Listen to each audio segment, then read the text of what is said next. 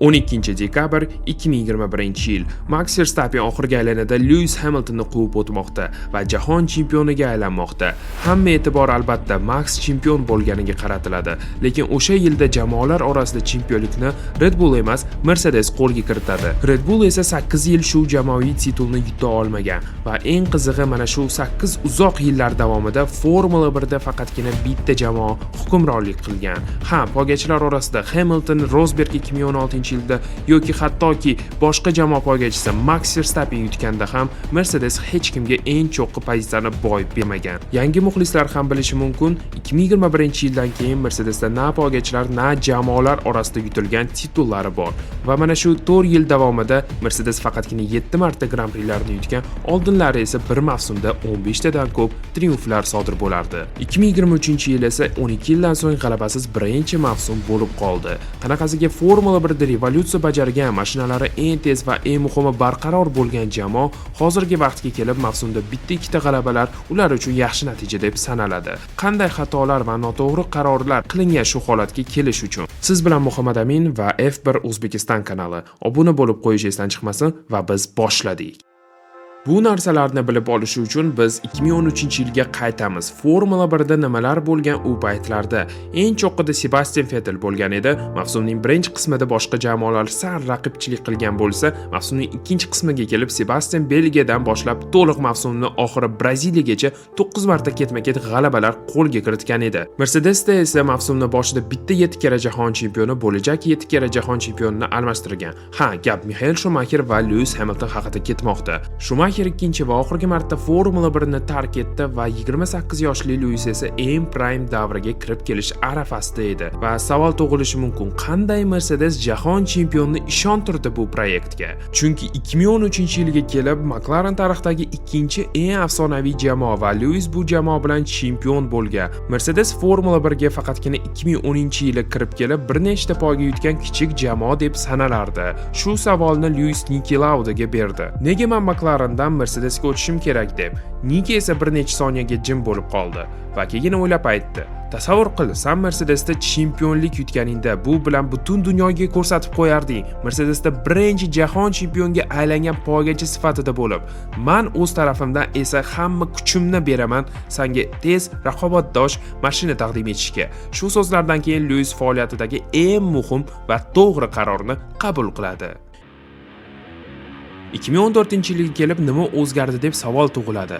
Birinchidan albatta dvigatellar. Hamma yoqtiradigan va tanani jimirlatib yuboradigan V8 dvigatellari Formula 1 ni tark etdi va uni o'rniga 1.6 litrli V6 turbo gibrid erasi kirib keldi. Boshqa katta o'zgarishlardan esa mashinaning burun qismi balandligi 550 mm dan 185 mm gacha qilib qo'ydi FIA.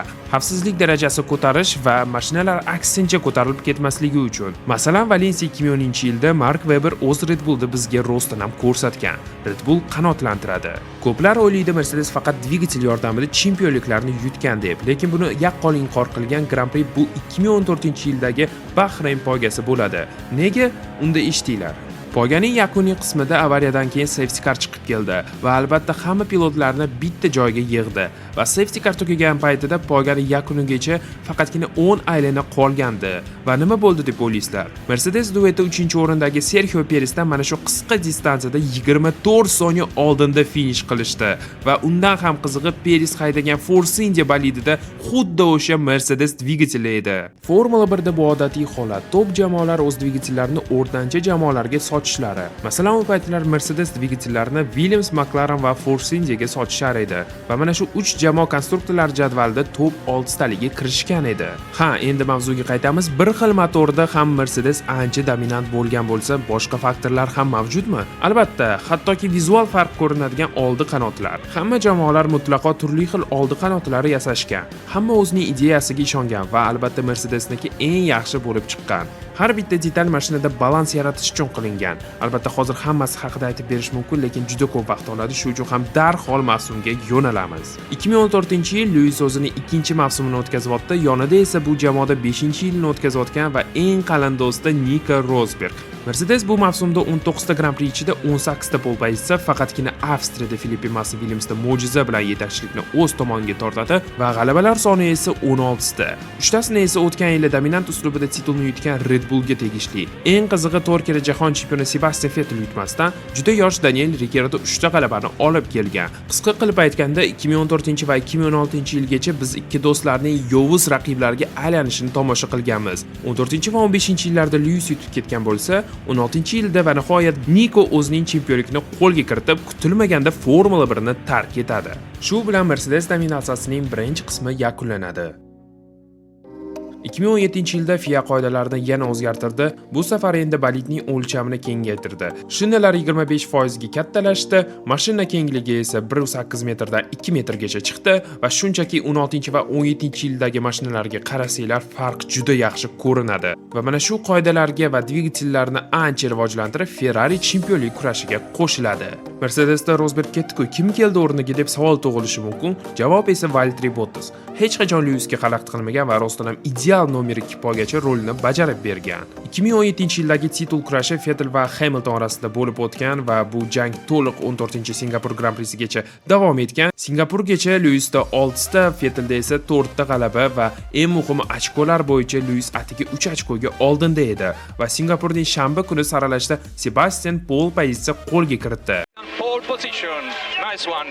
Nice one.